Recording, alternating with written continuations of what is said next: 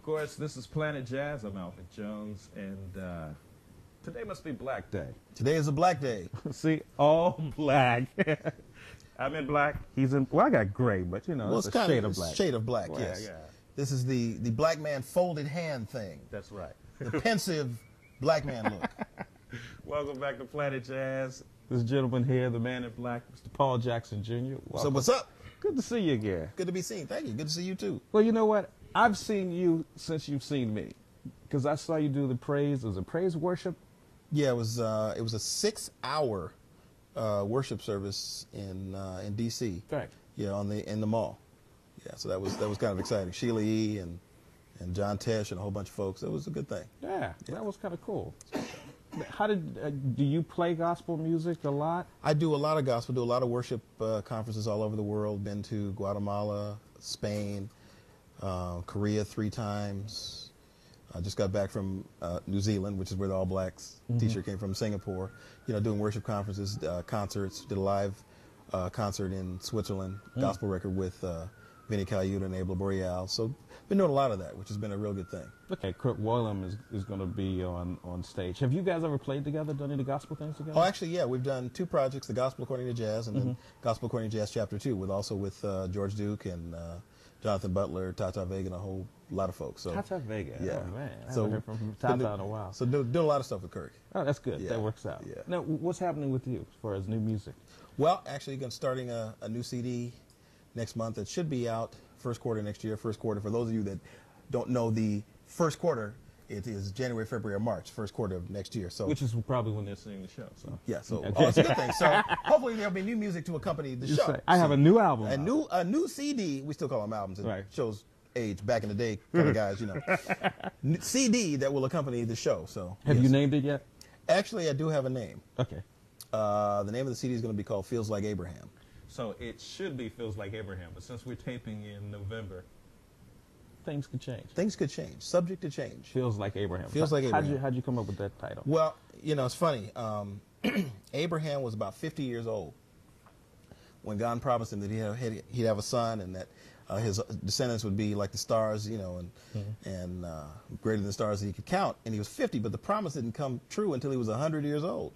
And his wife was 90. You know, basically both of them were, you know, on Viagra. Yeah, exactly. On super Viagra. You know, it's like, so, you know, and in a way I feel like that reflects my life in some ways, because I felt like the Lord told me to start doing this kind of music about 15 years ago, and not a lot of stuff happened. I mean, to do a record, you know, moderate success or whatever, but with this last CD, you know, had a #1 single with It's a Shame, and then Walkin' just went top 10 last week. It's 9 with the Bullet this week, so it's still going up. It's been on the charts for 70 weeks. So I feel like the promise that he made me, you know, or the vision he gave me 15 years ago is really starting to come to fruition. So, but that's because you are now doing it. He knew all along. Well, you know, I mean, I was working at it, but let's not get it twisted. Okay. You know, it's like working at it, but yeah, right. He knew when it was going to come to pass.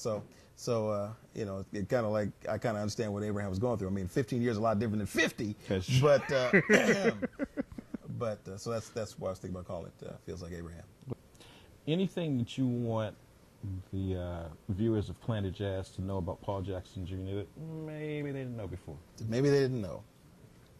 Well, let's see. One of the things is that I did not always want to be a guitar player. You wanted to be a drummer. I wanted to be a drummer. I wanted to play drums. Mom took me to the music store, and a set of drums was $369. You can play guitar. And my mom said, well, no, seriously. We walked into the store, and she said, well, that's a little bit much. She said, you see anything else in here you like? And there was a $20 guitar on the wall.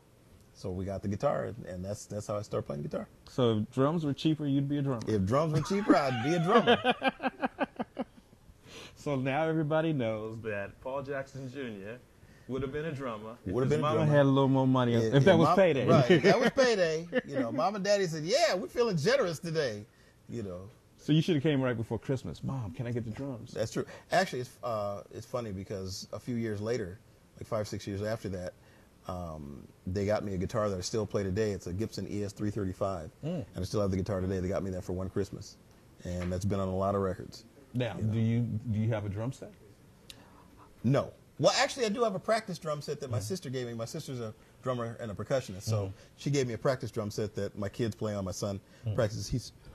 excuse me, he's taking drum lessons, so my son practices on it, and so I do sort of have drums by proxy. So for the man who has everything, if you're looking for something to get Paul Jackson Jr. for Christmas, birthday, you're a little old for the bar mitzvah, but then again, like Abraham, you've been waiting, so if you could wait 15 years, you could have a bar mitzvah. Set of drums, nice drums. Nice Gretsch set. In fact, Harvey Mason from Foreplay, he's got a signature drum set. It's wonderful, it's black, got nice hardware, sounds great. So if you're listening, you know, Harvey Mason's signature drum set from Gretsch, you know, I Wait a minute, doesn't Harvey know when your birthday is? yeah, but you know, I mean, you're right. I mean, but he's gonna be like, well, break bread with a brother. You know, you got a guitar, so you know, like even swap. You know. Well, you know, you got a birthday, he got a birthday. You know, all true. God's children have birthdays. That's true. That's Unless true. you're Jehovah's Witness. He's gonna edit that out, right? That's like maybe not. no, I'm not, and yes, I do have a birthday. So, Okay. yes. All Anyway, right. When is your birthday, by the way? December 30th. Okay. Yeah, so not too far away. Not too far away. Yeah. So I know what to write down. Right. Good Set of Paul, drums. Set of drums. How about some drumsticks? I can got, do that. Got plenty of those. Okay. Yeah, got plenty of those. Just waiting for the drums. You know, All right. Yeah. So drumsticks, not drumsticks. Set of drums. Set of drums. Paul Jackson Jr. Gretsch, nice wood. You know. For the guitarist who has almost Right. everything. Hey, Paul, always good to see you. Man, you too. Always good to talk to you. You too. Thanks for coming into Planet Jazz. Yeah.